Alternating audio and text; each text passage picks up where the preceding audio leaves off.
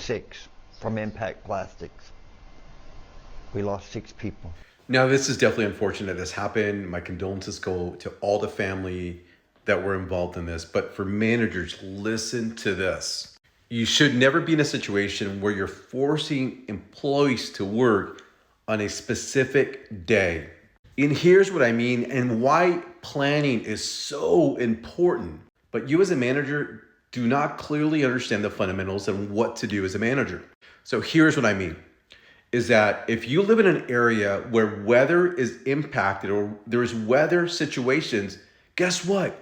You've got to plan for it. You've got to allow for weather conditions to happen in days off to minimize risk.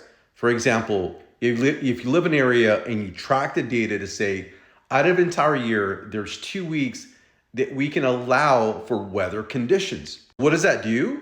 You plan accordingly, you forecast accordingly minus those 2 weeks, meaning that outside of holidays and all those different things, vacations, you allow for 2 weeks, days sporadic, to say, we're not going to produce any work during this time. We're allowing for 2 weeks of weather conditions.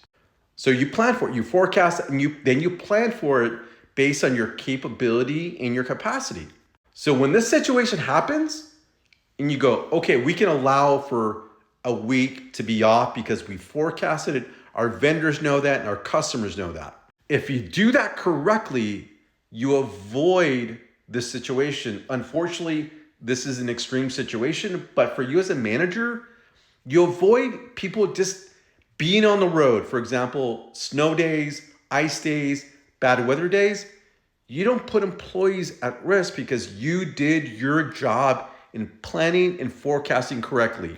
So if you're doing this and you have a mentality of employees need to come when I say they come, shame on you.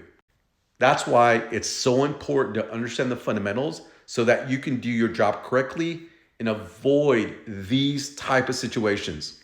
And these type of situations, just to be very clear, are putting employees at risk because they have to get on the road, weather, ice, whatever it may be, that you're forecasting correctly, that work that needs to be done to include all the different risky scenarios or risk scenarios in your environment and plan correctly.